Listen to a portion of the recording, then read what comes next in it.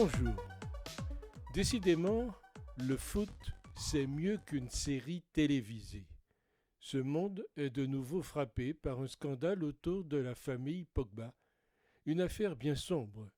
C'est un nouveau rebondissement important dans cette affaire depuis qu'une information judiciaire contre X, des chefs d'extorsion avec armes en bande organisée, enlèvement ou séquestration avec libération avant le 7e jour en bande organisée pour préparer ou faciliter la commission d'un crime ou d'un délit et participation à une association de malfaiteurs en vue de commettre un crime, a été ouverte le 2 septembre dernier et qui a abouti en milieu de semaine à un placement collectif en garde à vue. Les investigations sur les extorsions de fonds dénoncées par le footballeur Paul Pogba se sont accélérées avec le placement en garde à vue de l'aîné, Mathias Pogba, le frère aîné du joueur de la Juventus de Turin. Paul Pogba avait confié aux enquêteurs qu'il avait notamment été piégé par des amis d'enfance et 2 hommes cagoulés armés de fusils d'assaut, lui reprochant de ne pas les avoir aidés financièrement.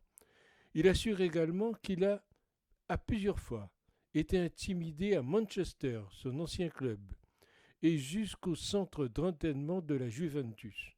Parmi les suspects, il a reconnu son frère Mathias. Une rocambolesque affaire. Le frère du champion du monde, qui promettait de grandes révélations sur le milieu des Bleus, a été placé en garde à vue parce que son téléphone a parlé. Ils étaient dans le collimateur depuis plusieurs semaines, ces gardiens à vue, identifiés et mis sous surveillance policière discrète. Les maîtres chanteurs, présumés du footballeur international, dont ferait partie son propre frère aîné, ont finalement été placés en garde à vue. C'est que Mathias Pogba semble bel et bien lié au cercle de connaissances du champion du monde tricolore sur lesquels pèsent les soupçons de tentative d'extorsion. C'est beau la famille, mais ça fait un peu voyou tout ça. Ah, la saga du foot. Ça fait tellement rêver.